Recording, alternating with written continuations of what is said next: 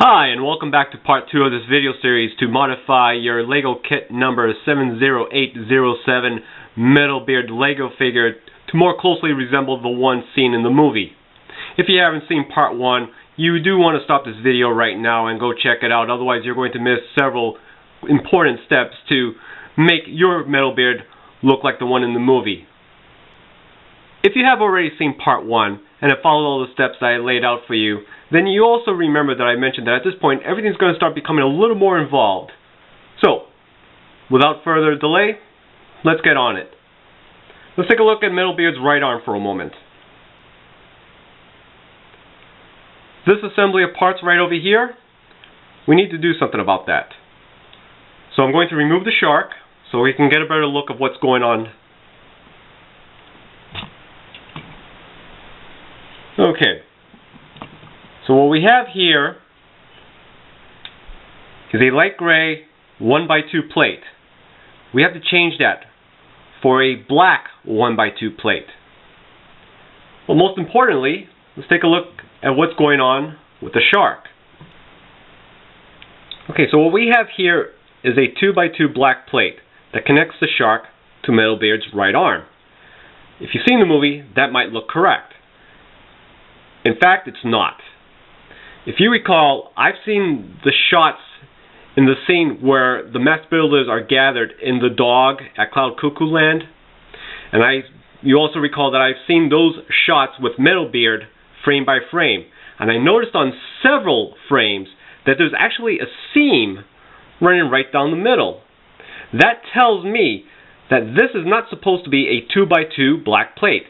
It is supposed to be, in fact, 2 1x2 black plates. So I'm going to swap that out.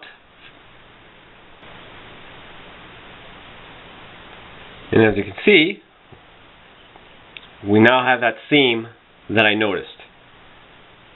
So set that aside. Let's bring back Metalbeard's arm here. I made the swap. Let's reattach the shark.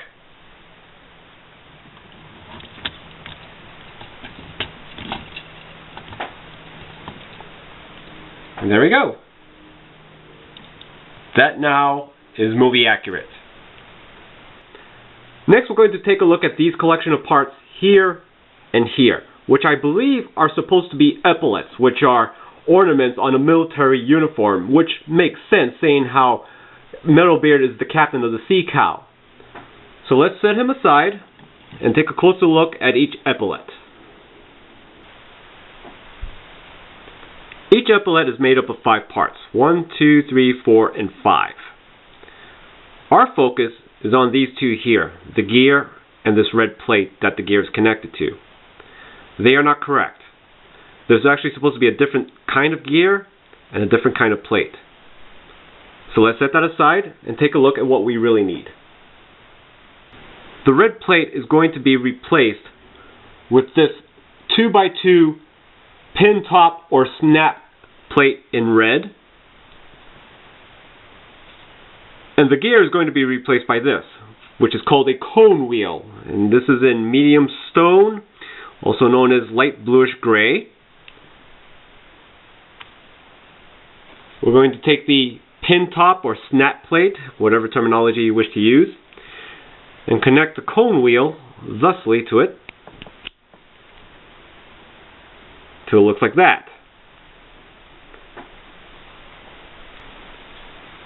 We're then going to connect it to the rest of this assembly, which we do not change. This remains the same. There we go. That's what you're going to get. And we're going to do that for each one.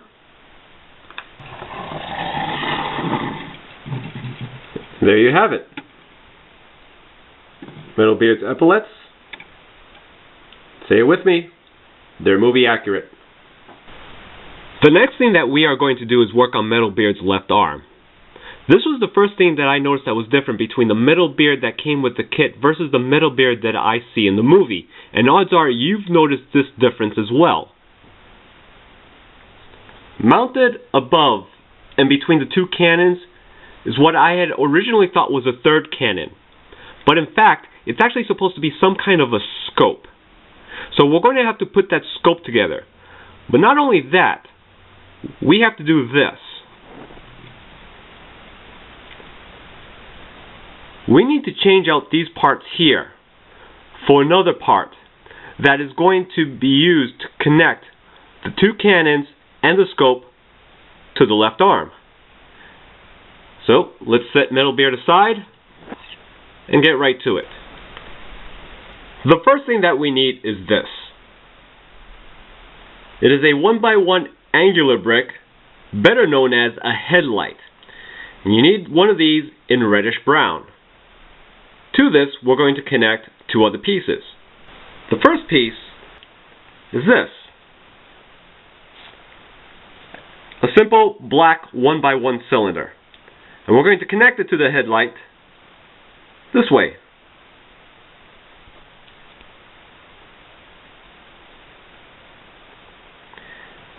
The next thing that we're going to use is this. And I believe the proper name for this is a round pin connector with slot in black.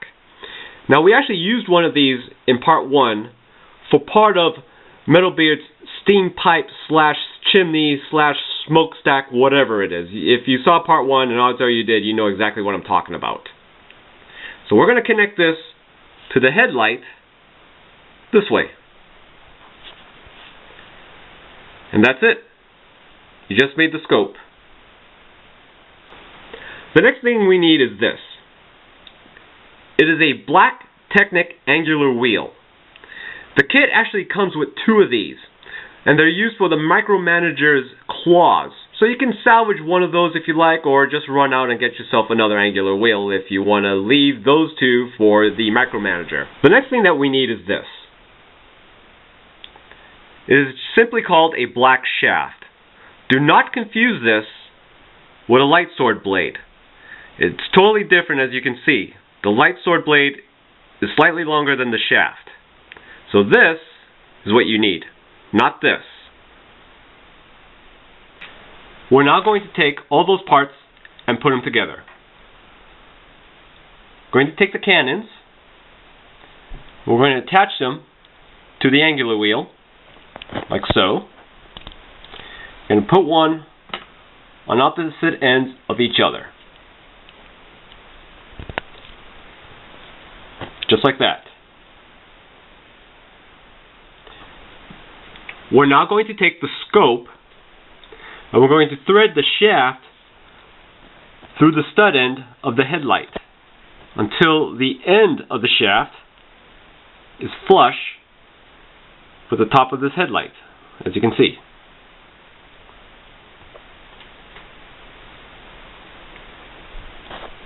Now we're going to get this, and we're going to attach the scope to the angular wheel on this end, with this end of the scope, that's the pin connector end, pointing in the direction of the end of the cannons.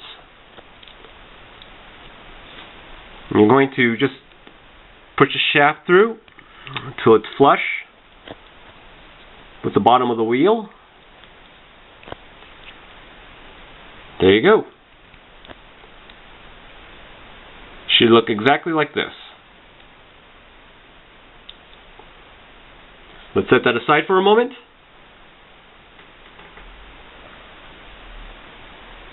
Let's take a look at Metalbeard's upper arm.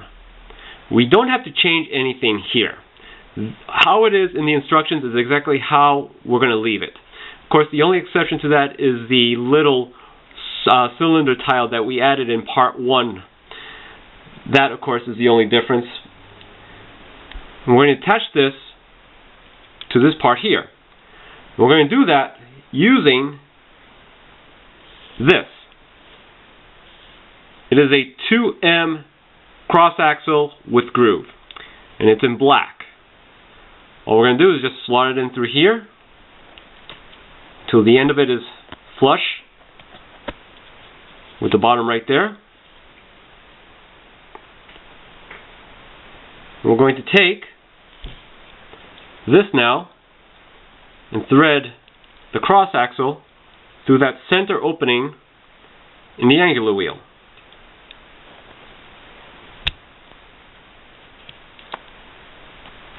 And there you go. Should look exactly like that now. So let's connect it to Metalbeard. And there you have it. Metalbeard's left arm is now complete. And is, of course, what else? Movie accurate. The next thing that we are going to do now is work on Metalbeard's left leg. There's not a whole lot that we have to do. From the base of his leg to this brown cylindrical plate right above the barrel remains the same. This joint here, these parts here don't change all that much, but we do have to swap out some parts in here and on the sides. So let's get on that. One of the first things I want to do is get rid of this anchor. The only time I have ever seen Metalbeard with this anchor is when he's swinging from a chain and he's using it as, well, an anchor. What else? But I've never actually seen it on his person, so in order to get the Metalbeard movie accurate, we do have to remove this anchor. Very simple enough. Just pop that off, pop the chain off. And we'll set that to the side. Next thing we're going to do, we're going to detach this part of his leg that I said we don't really have to change much. There is one small change we have to make though, and it's to this cross axle here, but we're not going to do this very moment. We'll get back to it shortly. Now as for the rest of the leg, we're going to take it apart and then rebuild it from scratch. So let's start with this. These two elements you're going to put together as the instructions tell you to do so. In that opening there, that's the side facing this black element, just going to connect this blue pin. That also comes with the kit. And to that we're going to connect this black steering wheel. Again, that comes with the kit. And this is where some of our first changes come in, where we begin to deviate from the instructions. We're going to attach this 1x2/1x2 bracket on this side here, like so.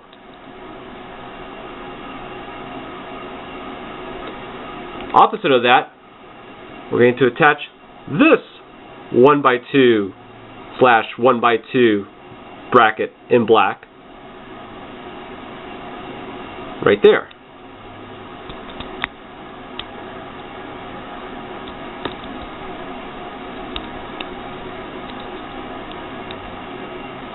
So now you're going to get something that looks like this.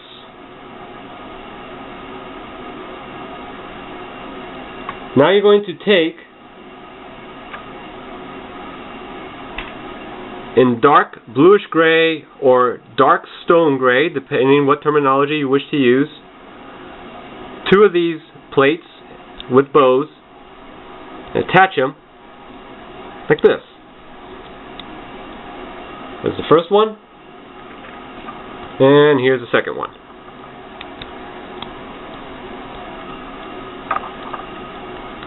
Now on this side, we are going to attach one of these little pips, little 1x1 cylinder plate. And on the other side of it, we're going to attach another one. You're going to have to get an extra one of these pips though, because the kit comes with one for this leg, but it doesn't come with a spare. So now, so far, that's what you're going to have.